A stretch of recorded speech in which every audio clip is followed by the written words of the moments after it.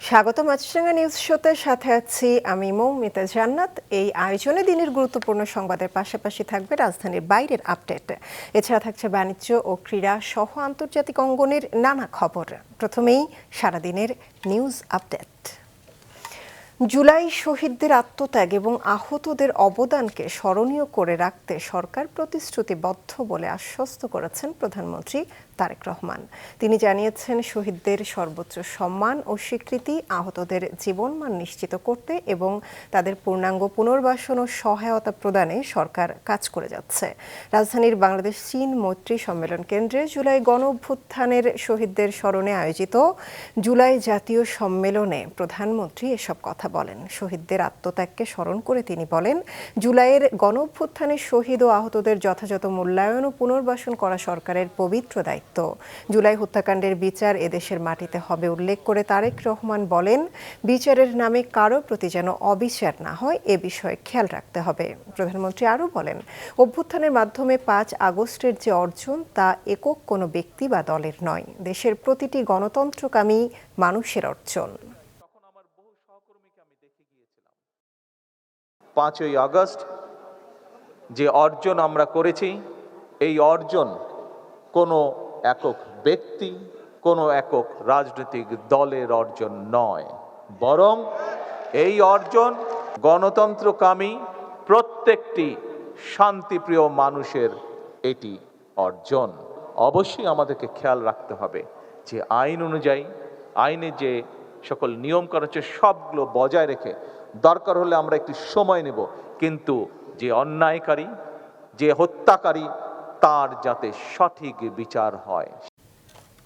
রাজধানীর চকবাজারের হাজী আবুল বাশার সুপার মার্কেটে লাগা আগুন নিয়ন্ত্রণে এসেছে। ফায়ার সার্ভিসের 6টি ইউনিটের প্রায় 1.5 ঘন্টার চেষ্টায় নিয়ন্ত্রণে আসে আগুন। ফায়ার সার্ভিস জানায়, প্রাথমিকভাবে আগুনের প্রকৃত কারণ জানা যায়নি। দুপুর 1টার কিছু পর চকবাজারের হাজী আবুল বাশার সুপার মার্কেটের 8 তলা ভবনের 3 তলার দোকানগুলোতে আগুন লাগে। খবর পেয়ে আগুন নিয়ন্ত্রণে কাজ শুরু করে ফায়ার সার্ভিসের 6টি ইউনিট। 1.5 ঘন্টার চেষ্টায় বেলা 3টা 14তে আগুন নিয়ন্ত্রণে আসে। ফায়ার সার্ভিস জানায়, ভবনটিতে মূলত প্লাস্টিক, ছাতা, ইলেকট্রনিক মালামাল সহ বিভিন্ন ধরনের পণ্য পাইকারি বিক্রি করা হয়। ভবনের নিজস্ব অগ্নি নির্বাপক ব্যবস্থা না থাকা এবং অতিরিক্ত সরু রাস্তার কারণে আগুন নেভাতে অনেক বেগ পেতে হয়েছে বলেও জানায় ফায়ার সার্ভিস। উজানে ভারী বৃষ্টিপাতের কারণে চলতি বছরের জুলাই ও আগস্ট মাসে দেশের ব্রহ্মপুত্র ও মেঘনা নদী অববাহিকায় বন্যা পরিস্থিতির সৃষ্টি হতে পারে বলে জানিয়েছে বন্যা পূর্বাভাস ও সতর্কীকরণ কেন্দ্র। বাংলাদেশ পানি উন্নয়ন বোর্ডের বন্যা পূর্বাভাস ও সতর্কীকরণ কেন্দ্রের নির্বাহী প্রকৌশলী বলেন, জলবায়ুগত কারণে বাংলাদেশে জুলাই ও আগস্ট মাস সবসময় বন্যার ঝুঁকি থাকে। এ সময় দেশের প্রধান নদীগুলোর অববাহিকা ও উজানে ভারী বৃষ্টিপাত হয়, যা দেশে বন্যা পরিস্থিতির সৃষ্টি করে। তবে আগামী 5 থেকে 6 দিনের মধ্যে পরিস্থিতি স্থিতিশীল হতে পারে। বন্যার কোনো ধরনের দীর্ঘমেয়াদী পূর্বাভাস নেই এখনো পর্যন্ত। সর্বোচ্চ স্বল্প থেকে মধ্যমেয়াদী পূর্বাভাস বিদ্যমান এবং আপাতত আমাদের স্বল্প থেকে মধ্যমেয়াদী পূর্বাভাসে প্রধান নদী অববাহিকাতে বন্যার সম্ভাবনা নেই। তবে দক্ষিণ পূর্বাঞ্চলীয় পার্বত্য অববাহিকার কিছু জায়গায় স্বল্পমেয়াদী বন্যার ঝুঁকি রয়েছে। একই সাথে উত্তর পূর্বাঞ্চলের কিছু জায়গায় সাময়িকভাবে প্লাবিত হওয়ার সম্ভাবনা রয়েছে।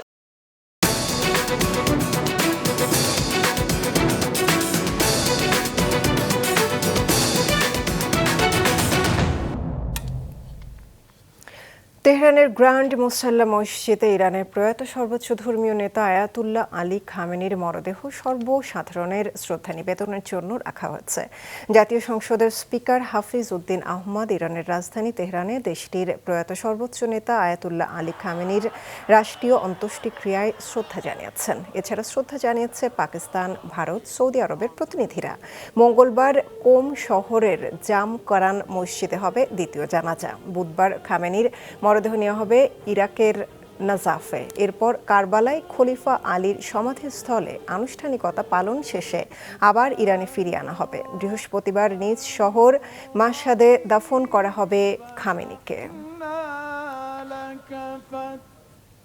শেষবারের মতো প্রিয় নেতা আয়াতুল্লাহ আলী খামেনিকে শ্রদ্ধা জানাচ্ছেন সবাই। তবে নিরাপত্তার শঙ্কায় শেষকৃত্যের আনুষ্ঠানিকতায় থাকছে না ছেলে মোস্তফা আলী খামেনি। এদিকে বিশ্লেষকরা বলছেন কৌশলগত কারণেই 4 মাস পর অনুষ্ঠিত হচ্ছে প্রয়াত সর্বোচ্চ নেতার শেষকৃত্য। যুক্তরাষ্ট্র ও ইসরায়েলের আচমকা যৌথ হামলা, থেমে যায় এক প্রতিবাদী কণ্ঠস্বর, যার হাত ধরে ইরানে ইসলামী বিপ্লব, যার নেতৃত্বে নানা আন্তর্জাতিক চাপ নিষেধাজ্ঞা সামলে মাথা তুলে দাঁড়ায় ইরান, সেই আয়াতুল্লাহ আলী খামেনির মৃত্যুর 4 মাস পর শুরু হয়েছে তার শেষকৃত্যের আনুষ্ঠানিকতা। সপ্তাহব্যাপী চলবে শেষ বিদায়ের আনুষ্ঠানিকতা। তবে রহস্যের মেঘ এখনও ঘিরে আছে ইরানের প্রয়াত সাবেক সর্বোচ্চ নেতার মরদেহ নিয়ে। প্রথমে মার্চে আয়াতুল্লাহ খামেনির শেষ বিদায়ের প্রস্তুতি নেয় ইরান, তবে যুদ্ধের কারণে সেটা পিছিয়ে যায়। অনলাইন দুনিয়ায় ছড়িয়ে পড়ে নানা গুজব, এমনও শোনা যায় বেঁচে আছেন আয়াতুল্লাহ খামেনি। প্রথমবার খামেনির মরদেহ প্রকাশ্যে আসায় সেই গুজবে এখন ফুল স্টপ।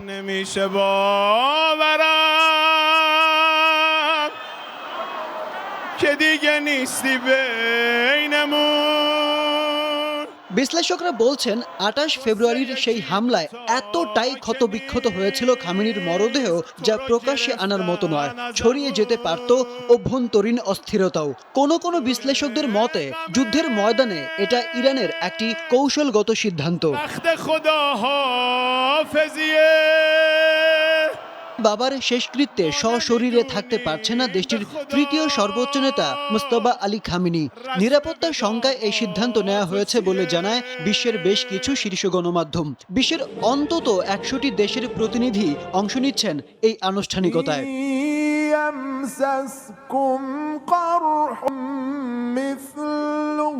1989 সালে ইরানের তৎকালীন সর্বোচ্চ নেতা আয়াতুল্লাহ রুহুল্লাহ খোমেনির জানাজায় অংশ নিয়েছিল 1 কোটি মানুষ। এবার সেই রেকর্ডকে ছাড়িয়ে যাবে বলে ধারণা করা হচ্ছে। অন্তত 2 কোটি মানুষ শেষ শ্রদ্ধা জানাবেন তাদের প্রয়াত সর্বোচ্চ নেতাকে। তাই তেহরান জুড়ে নেওয়া হচ্ছে সর্বোচ্চ নিরাপত্তা।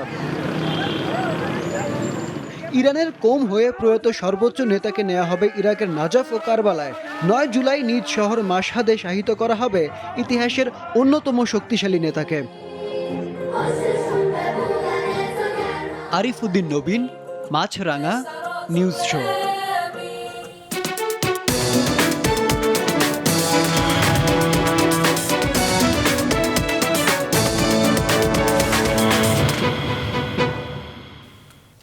এক দেশ এক কিউআর নীতি বাস্তবায়নে পূবালী ব্যাংকের ক্যাশলেস বাংলাদেশ কার্যক্রম উদ্বোধন করেছেন অর্থ পরিকল্পনা মন্ত্রী আমির খসরু মাহমুদ চৌধুরী। দুপুরে নগরীর কাজীর দেউরির শপিং ব্যাগ চেইন সুপার মার্কেটে পণ্য কিনে বাংলা কিউআর কোডের মাধ্যমে মূল্য পরিশোধ করে এ কার্যক্রমের শুভ সূচনা করেন তিনি। পরে ইন্টারন্যাশনাল কনভেনশন সেন্টারে আলোচনা সভায় মন্ত্রী জানান, সরকার অনলাইন মাধ্যমে লেনদেনে সবাইকে উৎসাহিত করছে, কারণ এতে দেশে অর্থনীতিতে সচ্ছলতা আসবে। No money, no cash. যেখানে যাবেন আপনি, কাঁচা বাজারে গেলে সেখানেও আপনি পেমেন্ট করবেন ক্যাশলেস। আপনার প্রোগ্রামে থাকবে কাঁচা বাজারে, ওখানে ক্যাশলেস। কোনো টাকা পয়সা ক্যারি করতে হবে না। এটার মাধ্যমে দেশে একটা অর্থনীতিতে স্বচ্ছতা আসবে, ট্রানজ্যাকশনগুলো অল রেকর্ড হবে। ইকোনমিক আমাদের প্রোগ্রামের মধ্যে এটা অনেক বেশি কার্যকর হবে।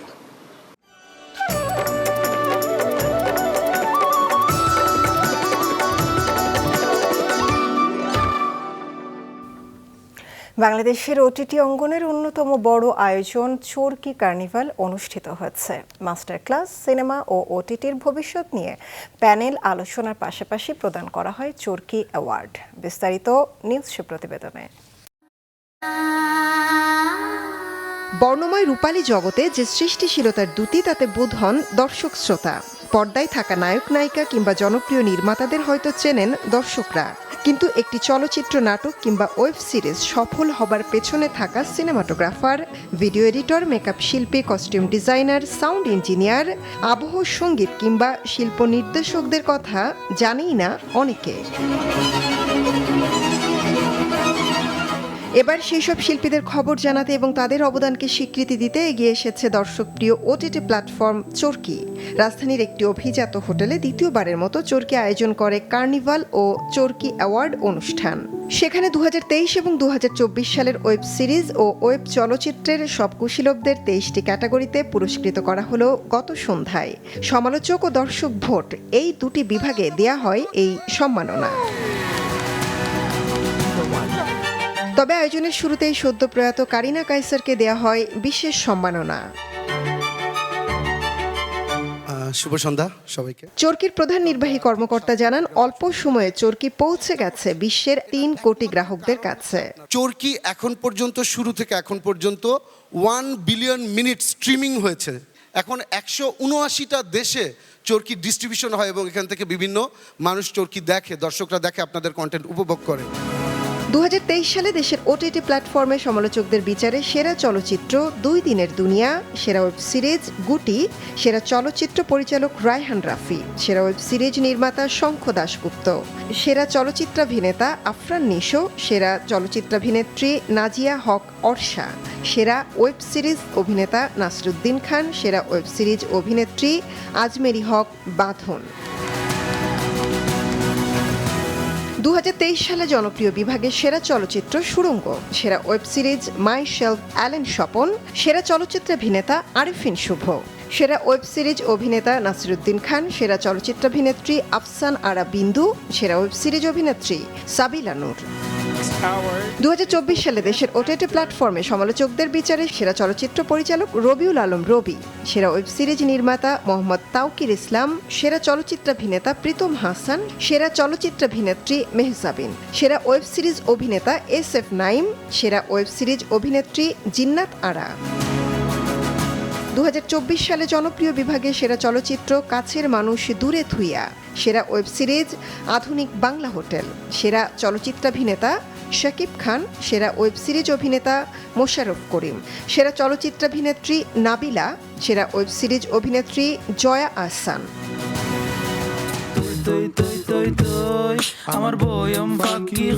চরকি কার্নিভালে সম্প্রচার সহযোগী মাছরাঙা টেলিভিশন, তাই খুব শীঘ্রই মাছরাঙার পর্দায় দেখা মিলবে সম্পূর্ণ আয়োজনটি।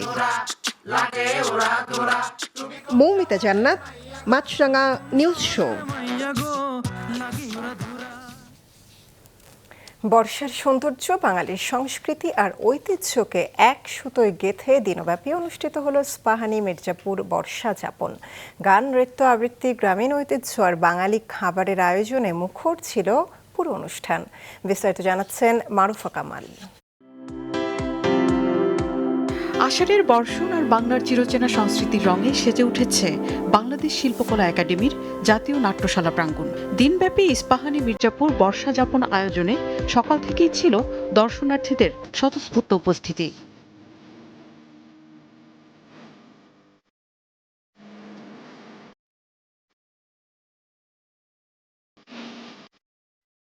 গান, নৃত্য, আবৃত্তি এবং নানা সাংস্কৃতিক পরিবেশনায় ছড়িয়ে পড়ে উৎসবের আমেজ। শুধু মঞ্চেই নয়, উৎসবের আবহ ছিল পুরো অনুষ্ঠান জুড়ে। বাঙালির ঐতিহ্যবাহী খাবারের স্টল, হস্তশিল্প ও দেশীয় পণ্যের মেলায় জমজমাট হয়ে ওঠে অনুষ্ঠান। যদি সন্তানদেরকে বা এই প্রজন্মকে কল্পনা প্রবণ করতে চাই, এদেরকে ক্রিয়েটিভ মাইন্ডেড করতে চাই, এই সোয়েপিং এর যুগে তাদেরকে যদি একটু প্রকৃতির সাথে বেঁধে রাখার আয়োজনগুলো আমরা করি, নিঃসন্দেহ এটা আমার কাছে দেশপ্রেমের একটি উদাহরণ। আমাদের প্রকৃতির এই যে ঋতুগুলোকে প্রমোট করা, এটা আসলে আমার ভালো লাগছে। কবিতা, নাচ, গান সব মিলিয়ে একটি বর্ষার উৎসব হলো। সাথে আছে হচ্ছে বাংলার যে কালচার, পিঠাপুলি, সব কিছু মিলিয়ে আমি অবশ্যই বলবো এটা একটা অন্যরকম আয়োজন। নিজস্ব সংস্কৃতি, ঐতিহ্য এবং ঋতু বৈচিত্র্যকে নতুন প্রজন্মের কাছে আরও আকর্ষণীয়ভাবে তুলে ধরাই এই আয়োজনের লক্ষ্য বলে জানান আয়োজকরা। যত ধরনের বাংলার সংস্কৃতি ঐতিহ্য আছে তার ধারণ বাহন করার জন্য এবং তাকে বাংলার প্রতিটি ঘরে ঘরে পৌঁছে দেওয়ার জন্য, এটাকে জনপ্রিয় করার জন্য আমরা প্রত্যেকটি ঋতুরই এখন থেকে আমরা এটার এই উদযাপন শুরু করেছি। বাংলার 6 ঋতুর আবহ তুলে ধরতে প্রতিটি ঋতুরই এমন নান্দনিকভাবে উপস্থাপনের আহ্বান জানিয়েছেন দর্শনার্থীরা। মারুফা কামাল, মাছরাঙা নিউজ শো।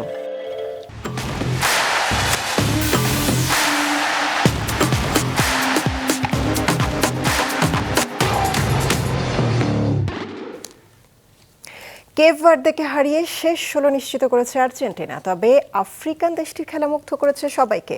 মেসি ভক্তরা বলছে এবারও শিরোপা জিতবে আর্জেন্টিনা। লিওনেল মেসির প্রথম গোলের পর যে খুশির জোয়ার উঠেছিল আর্জেন্টাইন সমর্থকদের মধ্যে, তাতে ভাটা পড়তে বেশি সময় লাগেনি। বিশ্ব চ্যাম্পিয়নদের রীতিমতো কাঁপিয়ে দিয়েছিল আফ্রিকার ছোট্ট দেশ কেপ ভার্দে। ভক্তরা বলছে ফাইনালের আগেই আরেক ফাইনাল দেখে ফেলেছেন তারা। মেসিরা ম্যাচ জিতলেও মন জিতেছে কেপ ভার্দে। ম্যাচটা আজকে অনেক হাড্ডাহাড্ডি হয়েছে, আর কেপ ভার্দেকে ভালোই দেওয়ার মতো না। এটা স্পেনের সাথে ড্র করছে, এটা আমাদের মানতে হবে। এখনটা দেখছি ভালো লাগছে অনেক। রাউন্ড 32-তে যারা আসছে তারা সবাই ভালো দল, কেপ ভার্দে অবশ্যই ভালো দল। তো আমরা আর্জেন্টিনা অবশ্যই, আমরা আগেতেই জানতাম যে আর্জেন্টিনা অবশ্যই জিতবে। আমাদের শেষ মুহূর্ত পর্যন্ত আমাদের একটা ভরসা ছিল, যে দলে মেসি থাকে সেই দল কখনো হারতে পারে না। কেপ ভার্দের সাথে অতিরিক্ত সময় ম্যাচ গড়াবে তা ভাবেনি কেউ। আর্জেন্টিনার ডিফেন্স লাইনআপে দুর্বলতা নিয়ে প্রশ্ন সমর্থকদের। তবে সব ছাপিয়ে এবারও ফাইনালে আকাশী সাদাদের দেখছেন মেসি ভক্তরা। ভাই 9টায় পরীক্ষা ভাই, আমরা দেখলাম Messi Messi Messi, just Messi. Tension তো 50-50 ছিল চান্স। আজকে কেপ ভার্দে প্রচুর ভালো খেলছে, তবুও শেষ মুহূর্তে লিওনেল মেসি যেটা করছে আমাদেরকে সেই নিরাশ করেনি, সে ম্যাচ জিতে দিচ্ছে। মনে হচ্ছে যেন 2014 সালের মারিও গোটসে ভর করছে কেপ ভার্দের উপরে। আর কি বলবো, যে ওদের যে মানে কেপ ভার্দের যে টিম স্ট্রেন্থ, ওরা ডিজার্ভ মোর, ওরা সেমিফাইনাল ডিজার্ভ করে। ছোট দল বলতে কিছু নাই, যেহেতু তারা একটা রাউন্ড শেষ করে পরবর্তী রাউন্ডে এসছে, সো এখানে কোনো দলকে ছোট করে দেওয়ার কোনো কিছু নাই। কেপ ভার্দের গোলবারের সামনে দুর্গ হয়ে দাঁড়িয়েছিলেন ভোজিনিয়া। এই দলটা সেমিফাইনাল খেলার মতো দল বলছেন অনেকেই। কেপ ভার্দের গোলকিপার যিনি ছিলেন তিনি অনেক ভালো খেলেছেন, একটি অবিশ্বাস্য ম্যাচ তিনি খেলেছেন। আমরা মনে রাখবো, যদি আমরা ফাইনালে যাই তবু আমরা কেপ ভার্দেকে মনে রাখবো। একটা দল, তার 3.5 লাখ জনসংখ্যার একটা দেশ, সেই দেশে এত ভালো খেলতে পারে। আর্জেন্টিনার মতো ওয়ার্ল্ড চ্যাম্পিয়নরা যেভাবে নাকানি চুবানি খাওয়া হয়েছে, যেটা বলার বাইরে। আর এই ম্যাচ আমার কাছে কেপ ভার্দে জিতা গেছে ভাই, জিতা গেছে। কখনো ফ্রান্স বা ইউরোপিয়ান কোনো টিমের সাথে খেলা পড়ে, সেই ক্ষেত্রে হয়তো বা আমাদের ডিফেন্স লাইনে নতুন কোনো ট্যাকটিক্স ভাবতে হবে আমার মনে হয়। স্কোর লাইন বলছে 3-2 গোলে জিতেছে আর্জেন্টিনা, কিন্তু ম্যাচের গল্পে সমান জায়গা করে নিয়েছে কেপ ভার্দে। বিশ্ব চ্যাম্পিয়নদের বুকে কাঁপন ধরিয়ে দিয়ে ভোজেনিয়ারা জানান দিল, বিশ্বকাপে কোনো প্রতিপক্ষকেই আর হালকাভাবে নেওয়ার সুযোগ নেই। অনিক জাবের, মাছরাঙ্গা নিউজ শো। বিশ্বকাপের উন্মাদনা মানেই শুধু প্রিয় দলের জন্য জয় পরাজয়ের হিসাব নয়, এটি এক প্রজন্ম থেকে আরেক প্রজন্মে ফুটবলের ভালোবাসা ছড়িয়ে দেওয়ার গল্প। সেই ভালোবাসার ছোঁয়া পেয়েছে বাংলাদেশের 4 থেকে 7 বছর বয়সী শিশুরাও।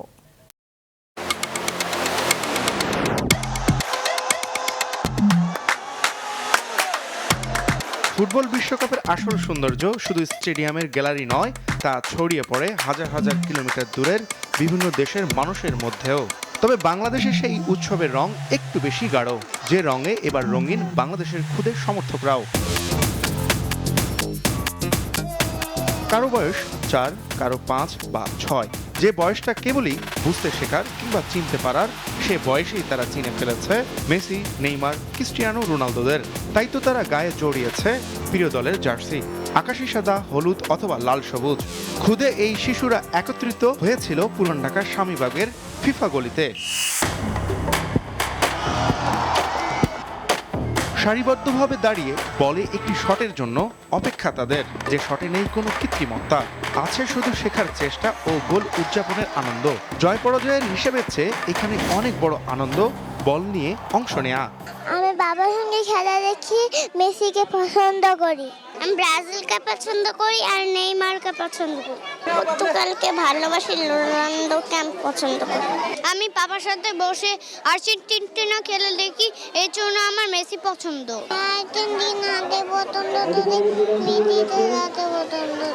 মাঠের বাইরে দাঁড়িয়ে থাকা বাবা মায়েদের চোখেও উচ্ছ্বাস, সন্তানের প্রতিটি ছোঁয়া, প্রতিটি গোল যেন তাদের নিজেরই অর্জন। কেউ ভিডিও করছেন, কেউ হাততালি দিচ্ছেন, কেউ গলা ফাটিয়ে উৎসাহ দিচ্ছেন। অনেক শিশুর কাছেই ফুটবলের প্রথম শিক্ষক তাদের বাবা মা। আমি অ্যাকচুয়ালি ব্রাজিল সাপোর্ট করি, কিন্তু আমার বেবিরা আর্জেন্টিনা সাপোর্ট করে। বাচ্চাকে নিয়ে আসছি, বাচ্চারা খুব এনজয় করতেছে, আমাদেরও বাচ্চাদের এনজয় দেখে আমাদেরও খুব ভালো লাগছে। এবার ফিফা গোলি আয়োজন করা হয়েছে, এটার জন্য আমার মেয়েও অনেক খুশি। ও এর আগেও আরেকবার আসছে।